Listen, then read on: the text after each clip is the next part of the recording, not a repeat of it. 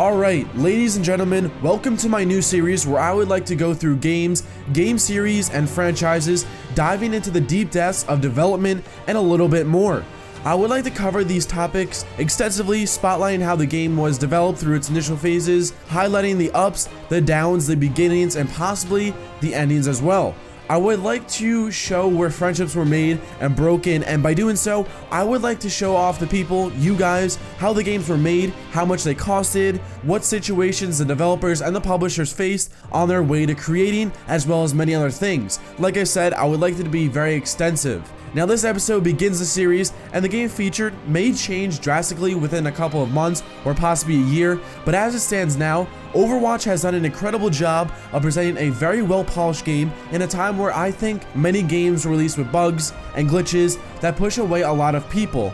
Now I'm not saying Overwatch is perfect by any stretch, and of course it comes with its problems, but I do think it's appropriate to start off the series with this title. Let's take a jump into the past to start off the evolution of Overwatch.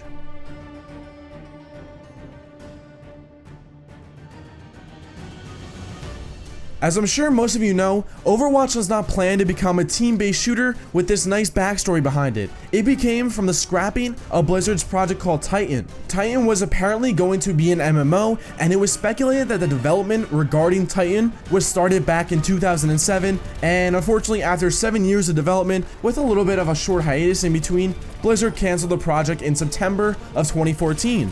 Now, it wasn't totally scrapped, as some of the maps that were developed for Titan were used in Overwatch, and on November 7th of 2014, Blizzard announced its new baby, Overwatch.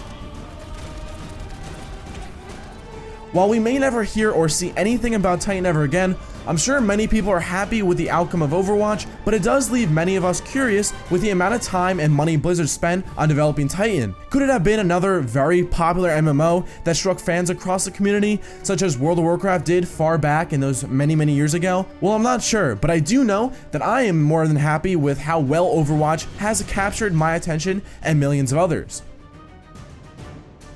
So you may be wondering, how did the world of Overwatch become, well, Overwatch?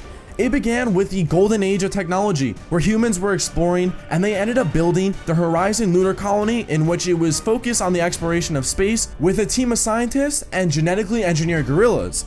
Yep, you heard that right. The breakthrough that changed the world they knew was the discovery of Omnics, which are the artificially intelligent robots, or obviously AI robots, and they were produced in omniums. Everything was going great until the gorillas in the Horizon lunar base ended up revolting, resulting in all the scientists being killed, with oddly only one gorilla holding back its hostility towards the scientists. Can you guess who it was? Now, the time that Overwatch is taking place is in the near future, which is not too far off from what ours is. Pretty cool, right? Obviously, the AI robots and genetically engineered gorillas are a bit of an exception for what we would expect in the near future of real time, but it still makes for a rather interesting time period. The development for Overwatch started as the first hero created was Tracer. It was actually based off a character from Titan that had similar time manipulation skills and abilities.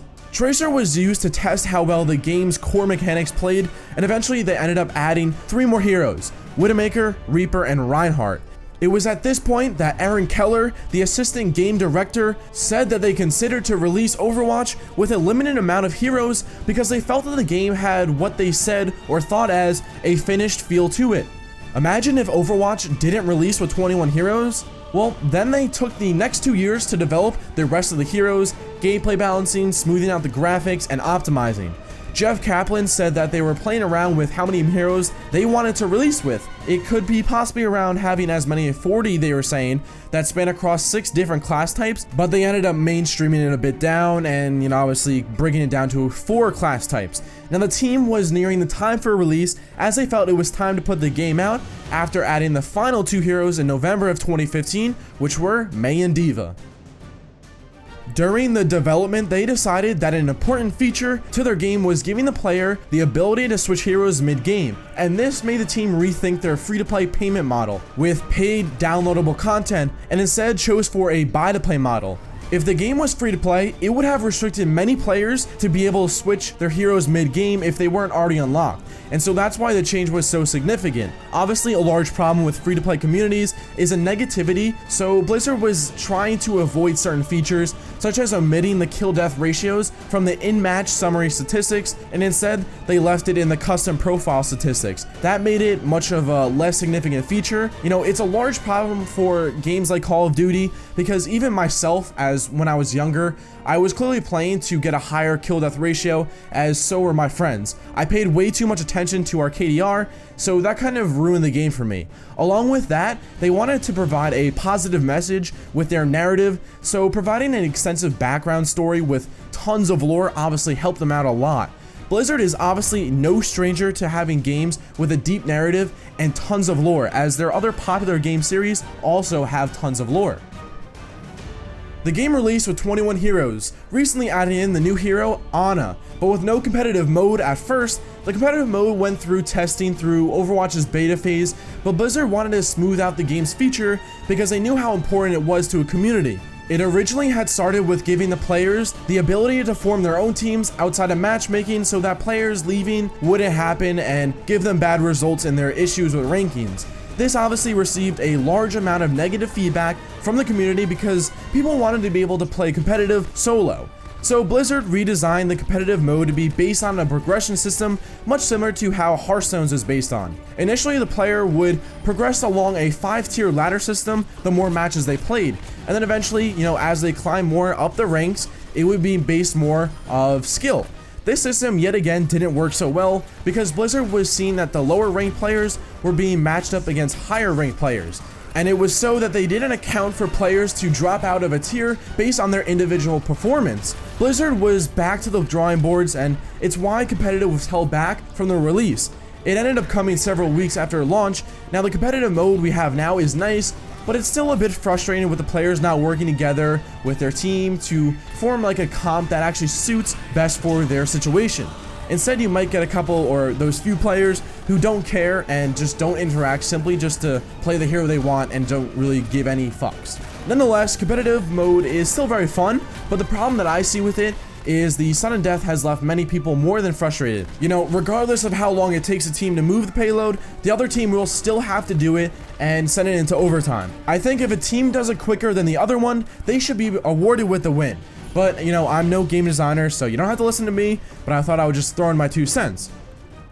Blizzard tried to develop a broad range of characters because they wanted them to be diverse, and so they covered a large range of genders and different ethnicities. Blizzard themselves wanted to try not to over-sexualize any heroes, and typically you see that come with the females. Usually it comes with flaunting their tits and ass, but they still ended up getting backlash because there wasn't any diversity with the figures of how the current females were in the beta at the time. Eventually, they brought in Zarya, and that switched it up.